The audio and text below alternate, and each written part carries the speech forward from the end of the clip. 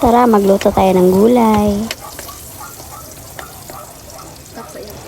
Medyo kumalma na ang dagat. Maliliit na yung alon, di na gaya nung nakarang araw. Ano siya? Mainit na rin kanina, no? Siguro nakapaglaban na kayo at nakapagpatuyo na ng mga labahin. Ako lang ba o kayo din? Alam mo yung mas masarap talagang iluto yung pagkain sa kahoy yung gamit kaysa sa kalan. No, iba talaga yung sarap niya pag sa kahoy niluluto yung mga pagkain. Kahit na simpleng ulam lang gaya ng ganyan, gulay, tsaka sinahugan ng isda.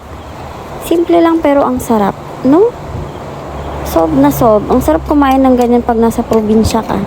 Kasama yung pamilya mo. Sama-sama. Alam mo yung masasabi natin kahit walang pera, basta masaya. O, diba? So, ayan, luto na siya. Kain na tayo.